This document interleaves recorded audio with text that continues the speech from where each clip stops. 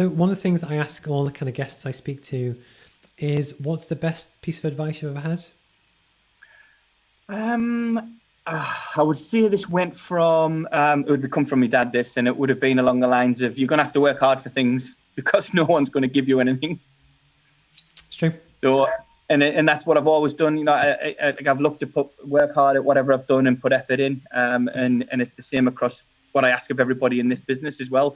You know, we've got to work hard, especially in times like we've got now, where really we're kind of going to have to outwork other businesses like ours. And we're going to have to outwork other flooring companies and stuff like that to ensure that what business is out there, we can get our hands on it.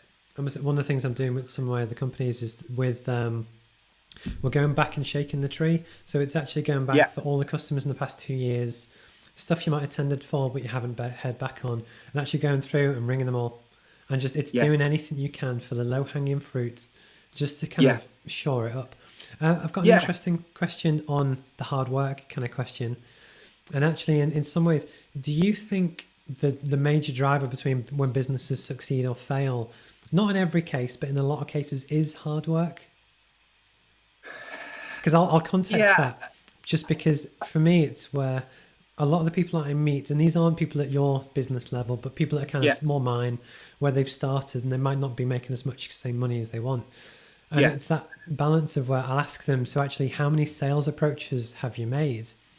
And unless it's in the hundreds, for me, they're not working hard enough. Like, I set myself my own target of 1,000 people that I would reach out to. And if I reached that to 1,000 people and it still didn't work, I would then rethink. But actually, I think the people that seem to do well are the people that work hard and they've got the determination that when things go wrong, you just keep going. You just keep going. Yeah. Well, you've got to have a very sort of short memory. So, you know, when things don't go right and don't go wrong, you've just got to put that behind you and then move on to the next thing. I mean, we could talk for the next 2 hours about the things that have gone wrong in the last few weeks. You know, it's just part and parcel of being in business and stuff like that. But certainly the hard work, the resilience, you know, and you've got to persevere. That's the sort of biggest thing about it all. It's perseverance. You know, I think a lot of people will throw in the towel a little bit too early, but just back yourself.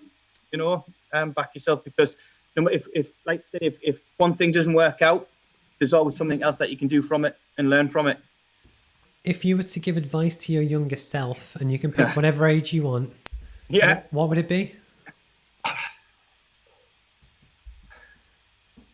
Possibly 2 ages. One would have been at 11 and I should have stuck in at school.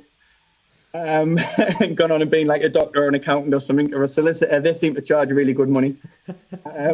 Or sort of when I set up in business, it's sort of like 25, 26-year-old, and the advice would have been to seek out a mentor as quickly as possible. Somebody who has a business where you want to get to, where you want to aspire to.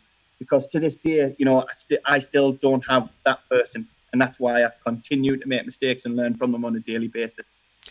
Do you have a dream for where you want to be in, say, 10 years? 10 years? Wow.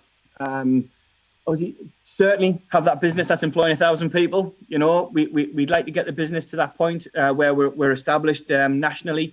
I think that's on a business level, but then on a more personal level, I'm going to be happy in 10 years. You know, and that's one of the things I think in life. I think a lot of people sort of forget about is just being happy in what they do, and certainly I struggle with that daily. So in 10 years' time, if I'm happy and you know we've achieved what we want to do with the business, and that would be, and I think we would be great.